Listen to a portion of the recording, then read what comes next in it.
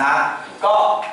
เราเป็นคนมีนิสัยแบบไหนเขาเรียกว่าจับผิดหรือจับถูกพูดง่ายๆคือข้างในนี้ของเราเนี่ยส่วนใหญ่เก็บข้อมูลที่เป็นเชิงบวกหรือเชิงลบบวกลบตอบตัวเองได้บวกลบนินทาบ่อยก็ลบชอบมีมิตรสัมพันธ์มีเมตตาคนก็คือบวกทำอะไรอย่างที่บอกตรงเวลาโอทีไม่เกินอะไรเงี้ยที่เราให้ฟังทั้งหมดอ่ะทำอย่างที่บอกก็คือเป็นบวกแต่ทำที่แบบว่าพูดง่ายคือถามจริงเวลาทำชั่วเนี่ยตัวเองรู้ไหมว่าชั่ว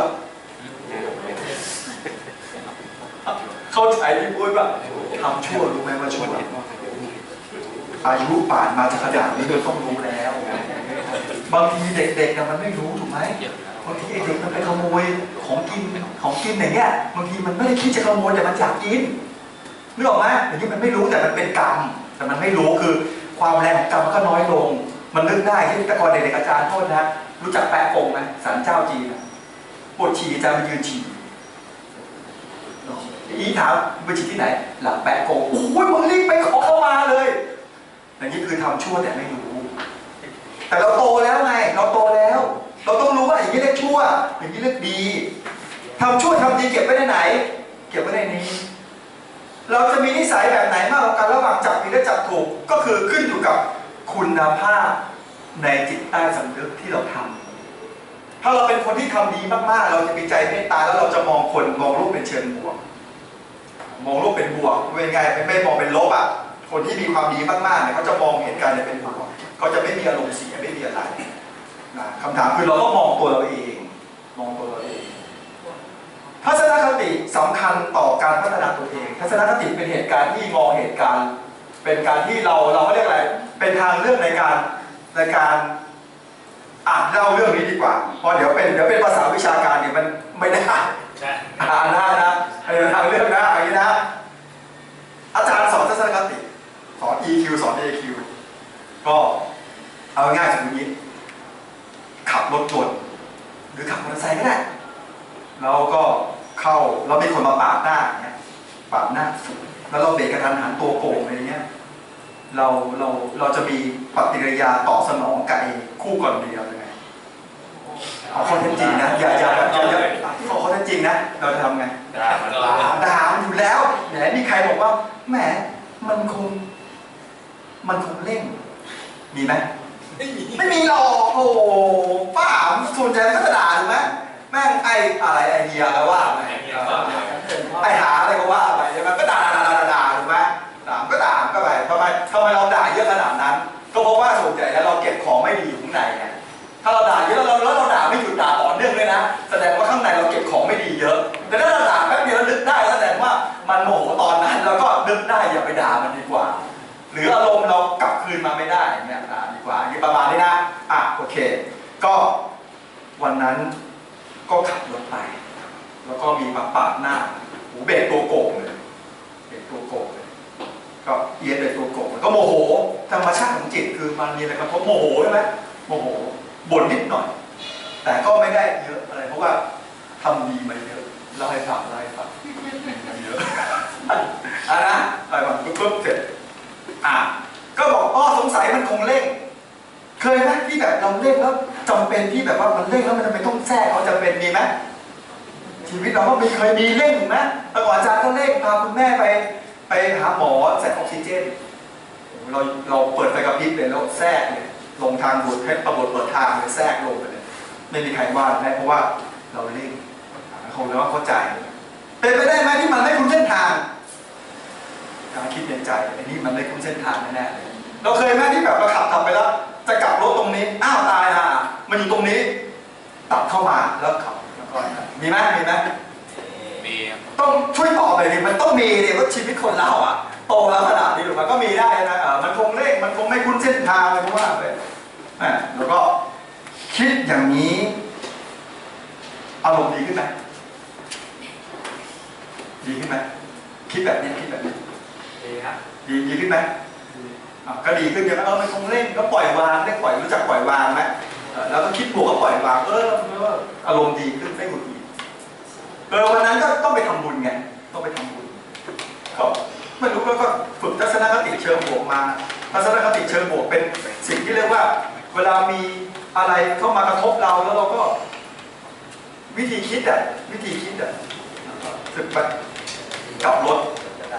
ถเสร็จมันต้องกลับก่อนถูกไหมต้องกลับก่อนพอมันกลับเสร็จมันก็เร่งเครื่องอย่างเดียวเลยเราคิดในใจแม่งเร่งจริง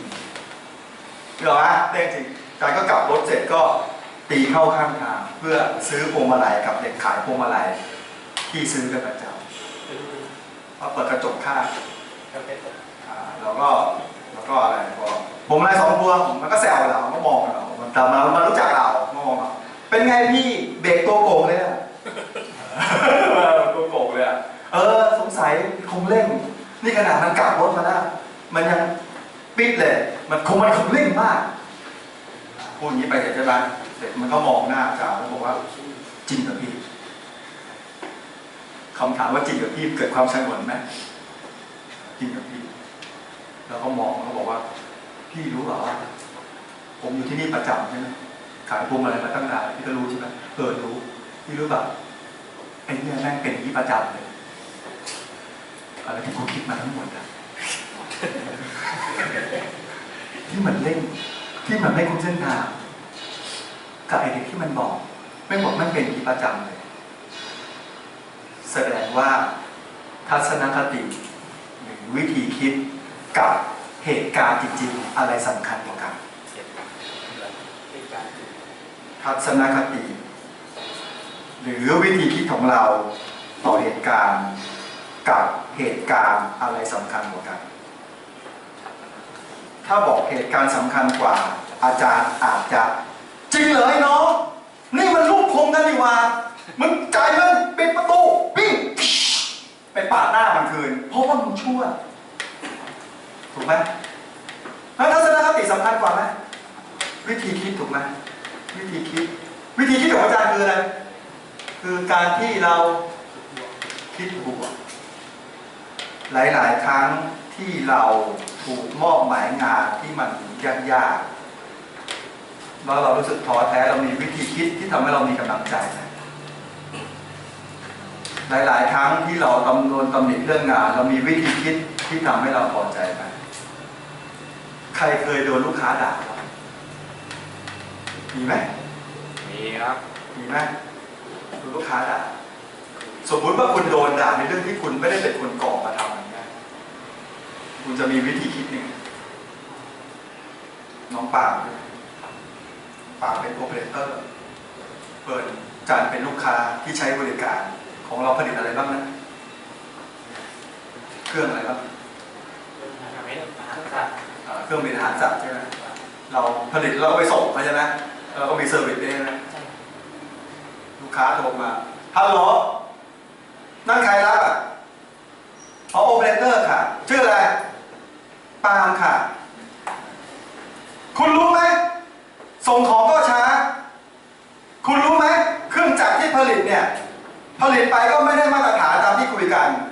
แล้วเรียกมันมาเซอร์วิสมาซ่อมนะกว่าจะมาตั้งนานแล้วก็ช่างก็พูดจาไม่ดีเลยหลังจากนั้นก็บ่น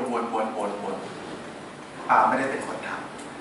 ำแต่ปาล์มฟังไป15 นาทีมึนไปเลยอย่างนี้อารมณ์ปาล์มเสียไหมเสียแล้วเราจัดการอารมณ์เรายังไงถ้าเราตอบแบบนั้นไปคุณคิดว่าระหว่างลูกค้ากับเราใครจะไปก่อนกันเราไปก่อนเราไปก่อนแน่นอนทำไมเราต้อง acting แล้วตั้งใจฟังอ่ะเพราะเราอยู่ในสถานการณ์ที่เรารู้ใช่ไหมว่ามันสำคัญใช่ไหมแต่ประเด็นสำคัญคือเราโดนด่าเราโดนพวกเหตุการณ์รอบๆตัวที่ทำให้เรามีอารมณ์หงุดหงิดแล้วเราจะปรับอารมณ์เราอย่างไรตัวอารมณ์เนี่ยเป็นตัวทำลายความสามารถของเราเชื่อไหมตัวอารมณ์เป็นตัวทำลายความสามารถเราจะปรับไงอ่ะเขาอาจจะเย็นรอลูกค้าเขาปล่อยเลยเมื่อวานนี้ก็ศึกษา EQ รถปาดหน้ามันบอกว่าให้เป็น1 โม่1 โม่บอกว่า1 โม่แล้วมึงขับรถอะไรกูไม่แบ่งมึงแล้วก็เมื่อวานก็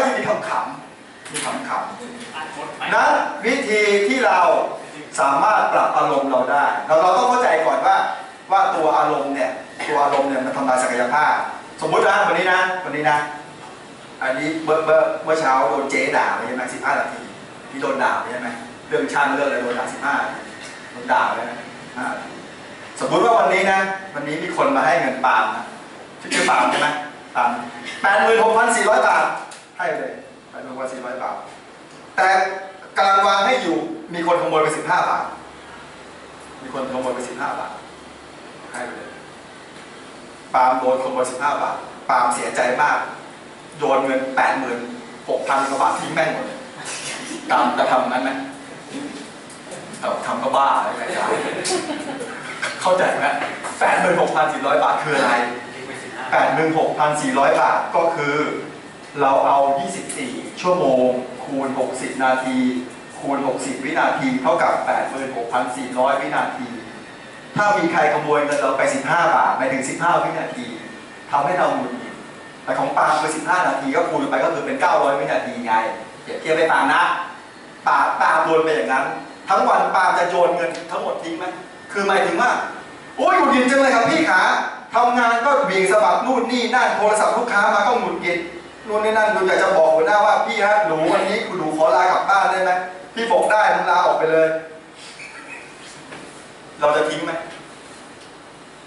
จะทิ้งเงินนี่คือวิธีคิดไงจะทิ้งเงิน86,000 กว่าบาททิ้งไหมเราไม่ทิ้งเราจะให้คนใครก็ไม่รู้ที่มาทำให้เราอารมณ์เสียแล้วเราเสียทั้งวันน่ะนั้นเราต้องมีวิธีคิดไหมเวลาเราอารมณ์เสียคำถามคือว่าเวลาเราอารมณ์เสียเราจัดการกับอารมณ์เราอย่างไรจัดการมีวิธีจัดการไหมเช่นคุณผู้ชายอาจจะบอกว่าสูญเสียเขาไปดูดบุหรี่ไหมเป็นไปได้ไหมมีวิธีอื่นอีกไหมคนที่มี EQ ดีนะคือคนที่สามารถจัดการอารมณ์เสียแล้วทำให้กลับมาอารมณ์ดีได้ไวขึ้นคนที่มี EQ ดีคือคนที่รู้ว่าอารมณ์เสียก็อย่างเขาเรียกว่าไม่มีแรงจูงใจที่จะไปทำสิ่งที่ไม่ดีต่อไปสามารถควบคุมอารมณ์ตัวเองได้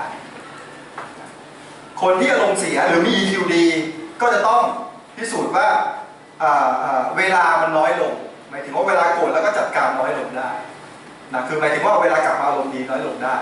น้อยลงเลยเช่นก่อนนี้คุณปาล์ม1 วันถึงจะอารมณ์ดีสมมุติถัดมา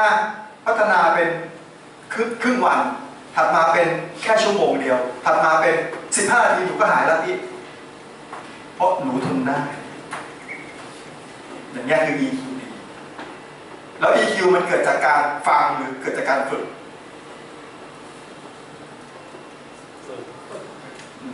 แล้วฝึกที่ไหนฝึกที่ไหนฝึกที่ในห้องประชุมตอนที่มีการประชุมกันอันนี้คือข้อสอบไงฝึกที่ไหนฝึกรอบๆตัวไหม EQ อ่ะอารมณ์โกรธมันโกรธตั้งแต่ตื่นนอนเลยนะ EQ อ่ะตั้งแต่ตื่นขึ้นมาอย่างเงี้ยตื่นขึ้นมาถึงบางทีขับรถออกมานอกบ้านรถติดมาสายกินข้าวเช้าไม่ทันโดนลูกค้าด่าถามว่าทั้งวันส่วนใหญ่แล้วมันมีแต่เหตุการณ์ลบๆเยอะไหมอากาศร้อนก็ทำให้ EQ เสียได้นะแล้วตัวเราจัดการอารมณ์ยังไงถ้าเราอารมณ์เสียเราจัดการยังไงอากาศร้อนมันยังทั่วไปมันไม่มีอะไรมันก็แค่คลายร้อนอารมณ์แต่อารมณ์ไม่เสียมันก็แค่ร้อนหงุดหงิดแต่อารมณ์ไม่เสียแต่ถ้าเราอารมณ์เสียจากเรื่องราวเราจัดการผมก็มีวิธีของผมจะก็ยกตัวอย่างอันนี้ให้ยกตัวอย่างอันนี้ให้ยกตัวอย่างนะอันนี้นะวิธีควบคุมความคิดอย่างได้ผลเป็นการควบคุมเป็นการพัฒนา EQ ตัวหนึ่ง3 วิธีนี้เป็น3 วิธีที่เขาเรียกว่าเปลี่ยนความคิดไม่ใส่ใจความคิดพิจารณาให้ควรความคิดอันนี้เป็นหลักของสมเด็จพระญาณสังวรสมเด็จพระสังฆราชองค์ที่19แห่งกรุงรัตนโกสินทร์ที่เป็นอาจารย์ของพระเจ้าอยู่หัวท่านก็บอกว่าท่านก็ใช้หลักนี้จริงๆมันก็เป็นหลักทั่วไปนะก็อาจจะปรากฏอยู่ในคัมภีร์หรืออะไรก็แล้วแต่ก็เป็นหลักทั่วไปเช่นเปลี่ยนความคิดตอนขับรถโดนปาดผมใช้วิธีการเปลี่ยนความคิดใช่ไหมคิดป่ามันก็ดีขึ้นถูกไหมหรือว่าถ้าอย่างเงี้ยปาล์มอย่างเงี้ยเปลี่ยนความคิดได้ไหมปาล์มโดนด่าแล้วปาล์มเปลี่ยนวิธีคิดได้ไหม ถ้าตามไปคิดบอกว่าแม่งวันนี้ทำไมเองซวยขนาดนี้วะแม่งดวงหาเลยว่าเจอลูกค้าบ้าๆมันยิ่งตอกย้ำนะตอกย้ำยิ่งหงุดหงิดใช่ไหมตามมาจะบอกว่าสงสัยลูกค้าวันนี้มันคงลืมกินยาเขย่าขวดเว้ยสงสัยมันคงเดือดร้อนมากดีแล้วแหละมันเดือดร้อนมากสมมติถ้าเป็นคนที่มีแรงจูงใจเชิงลบเยอะนะดีละอันนี้โปรเจกต์ใครโปรเจกต์พี่เฉลิมชัยดีกว่าดีละดีละเดี๋ยวเราดึงเวลาไว้หน่อยให้พี่เฉลิมชัยเราถล่มมากกว่านี้อันนี้คือแรงจูงใจเชิงลบแต่ถ้าเปลี่ยนแรงจูงใจใหม่ไปเชิงบวกเป็นไงอ๋อโอเคลูกค้ามันคงโดนเยอะไม่งั้นมันไม่ถึงขนาดวีนแตกคุณว่าเวลาที่ลูกค้ามันโทรมาด่าวีนแตกเนี้ยคุณคิดว่ามันโดนมาเยอะไหมเยอะไม่งั้นมันไม่เต็มที่หรอกเพิ่นว่าวันนั้นดวงหนูสวยโดนเต็มที่เราเป็นไงถ้าเราเป็นในดวงใจเชิงบวกเราก็ต้องรีบเอาปัญหาแล้วก็โยนไปแล้วก็จัดการลงเราได้มานี่นะเปลี่ยนความคิดเป็นความคิดคือธรรมดาพื้นฐานไปนะครับก็คือทัศนคติสำคัญกว่าเหตุการณ์รู้จักการไม่ใส่ใจความคิดไหมเดี๋ยวจะการไม่ใส่ใจความคิดมันเป็นนามธรรมนะเดี๋ยวจะยกตัวอย่างให้เห็นภาพสมมุติถ้าหงุดหงิดอยู่เปลี่ยนความคิดก็ไม่ได้ผลบางทีเนี้ยหงุดหงิดอยู่แล้วก็บอกเอาอย่างนี้ดีกว่าเอาตัวเราเองเวลาหงุดหงิดแล้วทำยังไงให้หายหงุดหงิด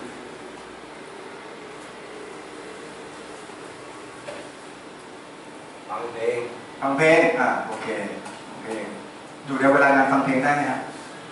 ได้ไหมไม่เป็นไรจะถามต่อควรไปเรื่อยทำไงฟังเพลงแล้วมีวิธีการบริหารจัดการอารมณ์ตัวเอง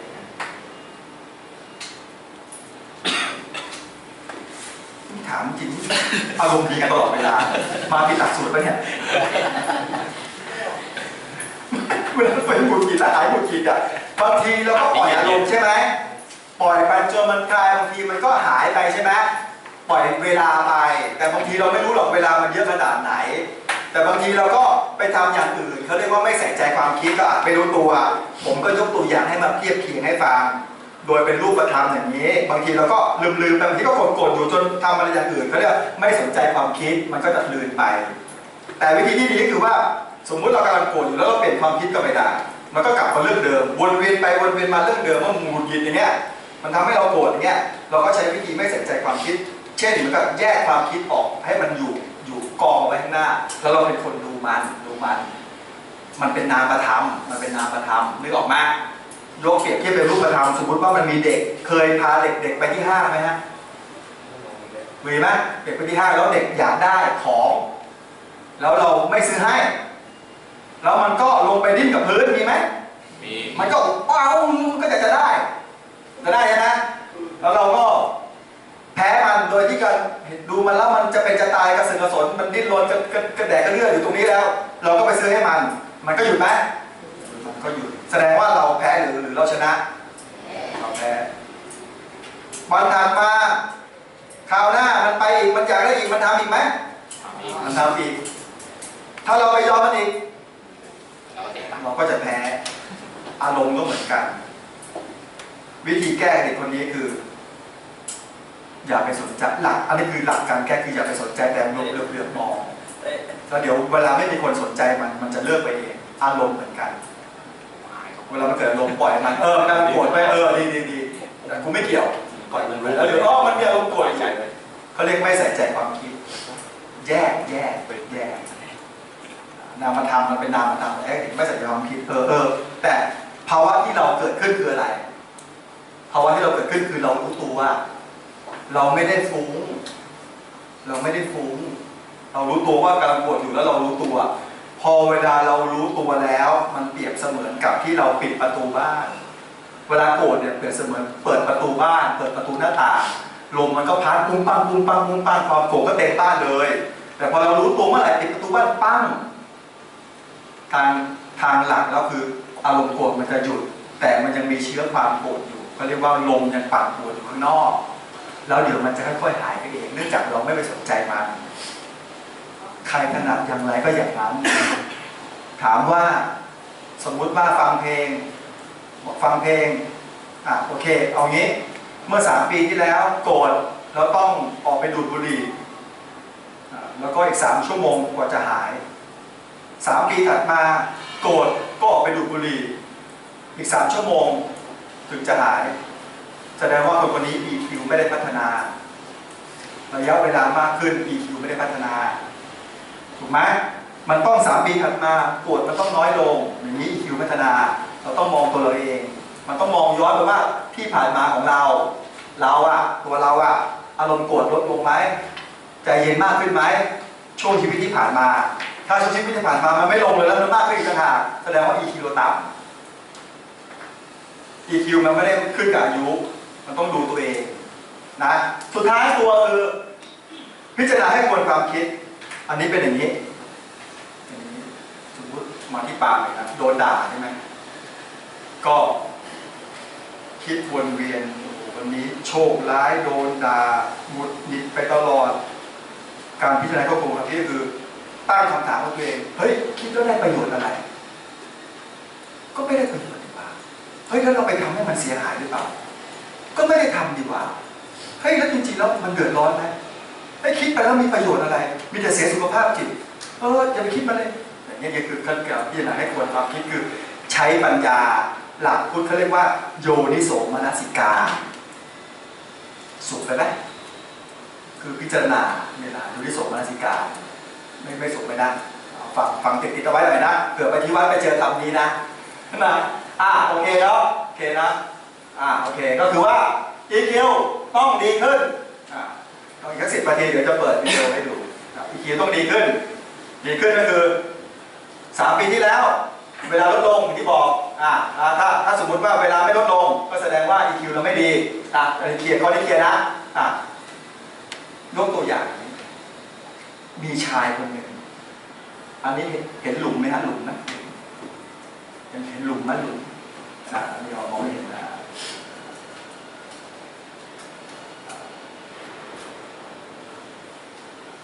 อันนี้เป็นหลุมใช่ไหมหลุมนะหลุมอันนี้นะมันมีชายคนหนึ่งเดินไปตามทางเดินไปสักพักหนึ่งแล้วมันก็ไปตกหลุมเนี่ยมันก็ประมาณสักขนาดนี้มันก็ถลอกปอกเปลือกเล็กน้อยแต่ไม่ได้แท่งขาหักอะไรมันก็ขึ้นมาโอ้โหมีหลุมหรือว่าแม่ดันมองไม่เห็นเพราะไม่รู้ว่าที่นี่มีหลุมนี่หรอกนะพอรู้ว่าที่นี่พอไม่รู้ว่าตรงนี้มีหลุมให้อภัยตัวเองสมเหตุสมผลไหมสมผลไหมก็เพราะไม่รู้ไงเป็นหลุมรักหรือเปล่าอะไรนะหลุมรักใช่ไหมฮะแต่ที่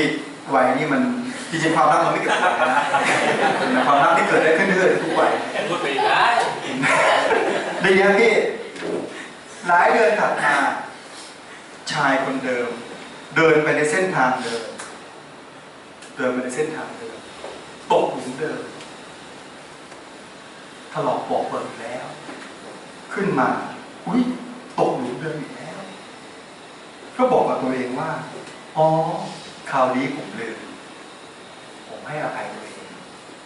คราวแรกอะไรผมไม่รู้คราวนี้ผมรู้แล้วแต่ผมลืมผมให้อภัยตัวเองถัดมาอีกหลายเดือนถัดมาชายคนเดิมเดินไปเส้นทางเดิมตกหลุมเดิมอีกครั้งหนึ่งขึ้นมาถลอกปอกเปิดสมควรให้ฉายาชายคนนี้ว่าอะไรโง่ขอบคุณมากที่ช่วยผมสอนบางครั้งหลายๆชีวิตของเราตกเป็นท่าของอารมณ์เหตุการณ์ซ้ำแล้วซ้ำเล่าครั้งที่1เพราะเราไม่รู้ครั้งที่2เราอาจจะเผลอลืมถ้าครั้งที่3เมื่อไหร่จงบอกกับตัวเองว่าโง่อย่างเนี้ย EQ ให้จำอันนี้ไว้ EQ